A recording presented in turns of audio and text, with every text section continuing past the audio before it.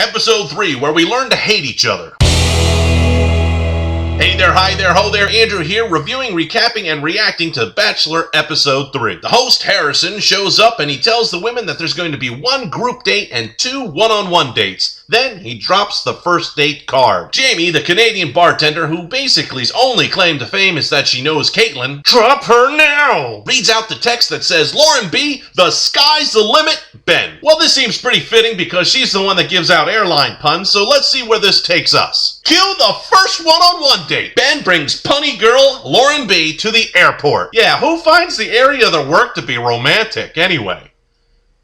Point taken. So they get into a biplane and Ben comes up with this great idea. Let's go ahead and fly over the mansion so the girls can see what it's like to be on the date and increase their jealousy so they continue to hate each other even more. Good thinking. The plane then lands out in the middle of nowhere, only for them to go to a hot tub that's in the middle of nowhere. Another hot tub already? We just saw Kevin Hart in one. What's next? David Spade's going to be in this one, or are we going to get Neil Diamond? Maybe we can just go ahead with all the playing cards references there. I'm just shuffling around ideas. We then see some ladies around the mansion increasing their own self-doubt while Ben and Lauren sits down for a dinner and Ben asks the unbelievable question, what does life look like for you? Is she looking at a crystal ball or something? What kind of question is that? And I thought Caitlyn had bad small talk skills. Really, Ben? Lauren B. then responds back with, I like the simple things. What? She then goes and starts talking about her dad and how her dad takes care of the lawn. Did someone slip something into my drink? I have no idea what is going on right now. Who has conversations like this? She then says something about how she wants to have a husband that is going to be the kind of father that her father was to her, to the children that she doesn't have yet. This is a little strong for a first date, don't you think, Lauren B? And the second date card shows up to the mansion. Lauren H. gets the card this time to read out loud, and she says, Amanda, Haley, Jennifer, Shoshana, Leah, Amber, Lauren H., Jamie, Rachel. Who's Rachel? Lace and Emily. Love is the goal, Ben. Love is the goal. Does that mean it's going to be hockey and we're going to see the women pucker around with each other until they get into a fist fight? No, it's going to probably be soccer. You know, the game that hardly anybody scores. Actually, that might be pretty fitting for this show. Wait a minute. We gotta be missing some great conversation. Let's go back to Ben and Lauren B. So get this. Ben then tells Lauren B. how his mother suffered watching triple bypass surgery that his father had to go through. A what?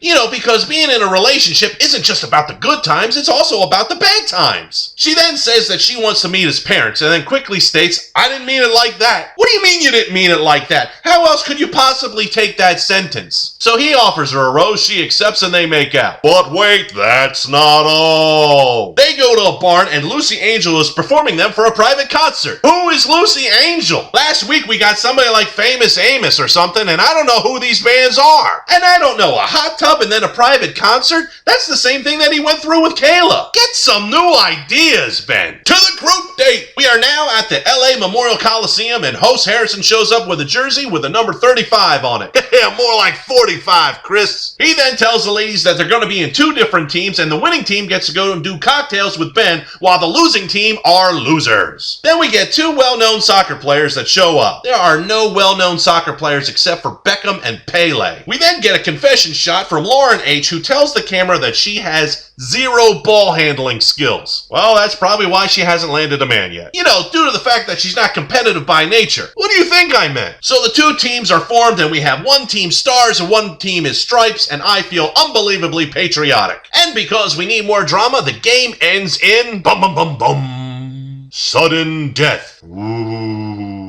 Rachel, who hurts herself somehow but wants to keep on impressing Ben by staying into the game. Olivia, like all predators, smells weakness in Rachel and then goes in for the kill. Stripes beat stars and we move on. Everybody then cleans up after the game and enjoys some cocktails, and it's a good thing that Lace is there because that means there's not going to be any leftovers. Ha ha, that's not a fat joke, that's an alcoholic joke. Olivia decides to steal Ben first out of all the other ladies and then heads up to a hotel room and stands up on a balcony with Ben, lording over all the other women, which, yeah, that isn't flaunting or anything. They then leave the balcony area, head inside to the hotel room, and underachiever Amber decides that she's going to bring up the fact that Olivia has bad breath. Well, that might be the reason why she has her mouth open all the time. It's an exhaust port. Also, the ladies talk about Olivia's toes for some reason. I've never noticed her toes. Do we have a shot of them?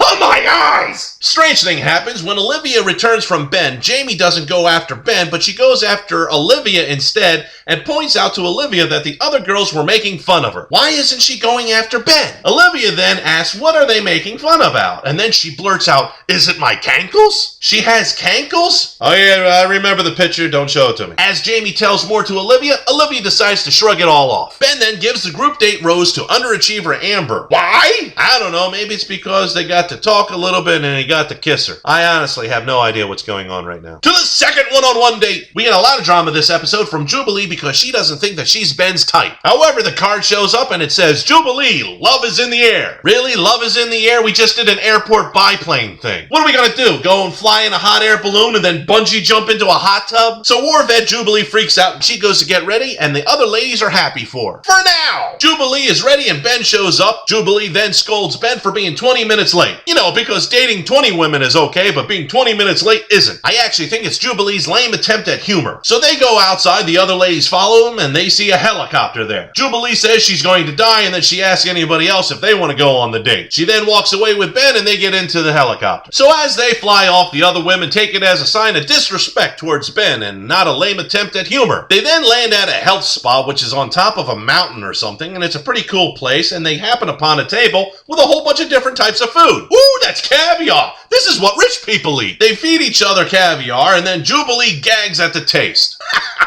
Ben then asks her what type of food she really likes, and she says she's basically obsessed with hot dogs. I'm not quite sure if that's innuendo or not. Ben then mentions about playing shuffleboard, and then Jubilee calls him a white boy, and they both laugh it off. Oh, look, everybody, a hot tub. Let's get in the hot tub. So instead of a plane in a hot tub, we get a helicopter in a hot tub. Real original. Jubilee then tells Ben that she was nervous about calling him a white boy and she was hoping that he wasn't offended, which he then replies that he isn't that white, and she replies back to him, that's what she heard. Am I missing something? I have no idea what is going on right now. Later on, they sit down for dinner, talk more about Jubilee's past in Haiti, and apparently some bad stuff happened in her past, like she lost her entire family there, and that is why she basically ended up in an orphanage. We find out that basically she has survivor guilt, which makes me think that's why she's in the armed forces to begin with. Ben then consoles her and then tells her that she is a strong woman and that she has endured a lot and she's got a lot of depth, and he's interested in knowing those layers. He then kisses her hands, and then that's when I realize her fingernails are like weapons. Each one of them are edged. She's like part Jubilee, part Wolverine. They kiss, he offers her a rose, she sits on his lap, and scene. We go to the next morning and the women are surprised that Jubilee is there. Why? Oh yeah, because the ladies wrote a different type of story in their head that actually wasn't there in the first place. To the cocktail party! Ben welcomes the ladies to the party and then tells everybody that he got a call this morning that 2 people that were close to the family were killed in a plane crash. Well, I guess we're not going to see any more planes and helicopters in this season. He also adds that he's a little down right now. You think? And he would like to find somebody that when this stuff happens, he can sit and talk to that person. Right now, I see all the women jumping on this guy and attacking him like a lioness with weak prey. But that's not the case. Olivia gets him first and takes him away, and instead of giving him love and consoling him on his loss, she goes ahead and tells him that she hates her body from the waist down, and she starts to cry and tries to be strong because she's upset about her cankles. Don't show me the picture. I don't want to see the picture. Please, Ben, send this woman home. We then get Amanda, who's the mother of 2 that shows that she's got skills to be motherly? You know, showing compassion and empathizing with someone. I like her. I hope she sticks around. Then we see Jubilee, where she mentions that her trust increased with Ben on their separate date, and now she wants to know if he trusts her. Why wouldn't he? This leads to him getting a massage from her, which isn't bad. I mean, they talked about death during her date, and now he's got 2 people that he knows that died. Man, I am depressed. Anyway, she's just trying to console him the best way that she can. However, the other women don't know the whole story. They mention that they think that Jubilee is a queen bee who is ignoring the other women and that is parading her rose around. However, the producers of the series show us that Jubilee enters in different rooms and then basically the women ignore her. There's actually a scene where Jubilee says, "Hey ladies," and they all shoot off like blue angels. JoJo's actually rolling her eyes when she does it. So basically, what's going going on is the ladies are upset that Jubilee got a rose and she should not be speaking to Ben right now. He just had some friends die. If you are interested in a man and he had some friends that died, you would think that you would want to go and console him and not go and hang out in the back because you got a rose. This is very telling on the ladies. We can clearly see that JoJo isn't here for Ben, Amber isn't here for Ben. There's a lot of other ones too. So after the massage, Jubilee then goes and hangs out by herself, and underachiever Amber then goes ahead and tries to have an intervention. Except that it isn't an intervention, it's a bunch of women that want to gang up on Jubilee. Jubilee doesn't want to go into the room that Amber was suggesting, so then Amber goes ahead and says that the women will come to her instead. Jubilee knows that something ain't right, gets up, says she's not having any of it, and then she gets going into the bathroom. My guess is this, and that is that Jubilee's date with Ben was talking about the death of her family, and then Ben brings up the fact that he's got friends that just died as well. So now, Jubilee might just be thinking of all the people that she knows and loves that is dead. That might make a person want to be by themselves right now. Have some compassion. Especially the fact that Jubilee might be thinking to herself, what if I actually get to the point where you get to meet the family? Who's she going to show to Ben? Hey, Ben, this is the orphanage that I grew up. Or, hey, Ben, this is the army barracks that I stayed in. What fun! JoJo goes to try and find her, but Amber actually goes into the bathroom, and then things get a little loud. Ben shows up and enters the bathroom as well. Hope there's one more stall. There's not a lot of sitting room in there. Amber then tries to tell Ben that Jubilee said someone else go on the date, and she should be more sensitive to the other women. And then Ben shuts her down hard. Good on you, Ben. He tells Amber that he likes that Jubilee doesn't have to walk around on eggshells. He also says that he wants her to make jokes and feel comfortable. And then he tells Jubilee in front of Amber that he had a great day with Jubilee and there was no doubt about it. I officially do not like Amber on this show, and one would think the third time was the charm, but it isn't. She needs to go, but she's got a rose, so we're going to at least see her till next week. Ben then leaves the bathroom and heads back over to where the ladies are when Crazy Lace pulls Ben away. Oh! I'm wondering, is Crazy Lace going to try and console Ben on the deaths of his friends or talk about how she isn't crazy? She then starts to talk about how she needs to truly love herself before she can love someone else. And she says she's leaving. Well, that's not really crazy. That's responsible. And I still have no idea what's going on. On to the rose ceremony. Well, the ladies have to feel a little bit better since Lace took herself out of the competition and there's one last person for a rose. That means the last person that gets a rose could have been the person that was out of here. In order of the rose ceremony, it goes Lauren H., Amanda,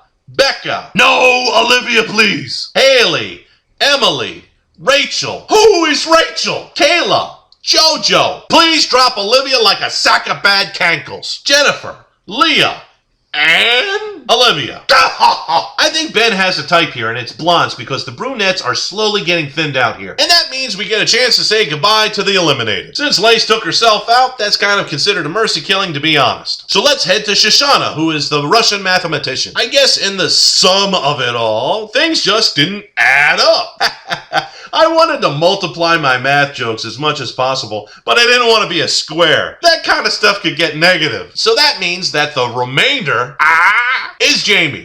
Jamie, we hardly knew you, and thank you for that, since we now know how bitter you are in the exit interview. She actually said since she can't land a man, she's going to start collecting cats. That would be animal abuse. Someone get PETA on the line. No, not that PETA. And don't show me any pita bread. Now we have some important questions here. Who is going to go to the next round? Who will make it to the end? And who is Rachel? If you like the video, make sure that you tap the like button and share it with your friends. And don't forget to subscribe so you get notified the moment I upload. And I will see you in the next video.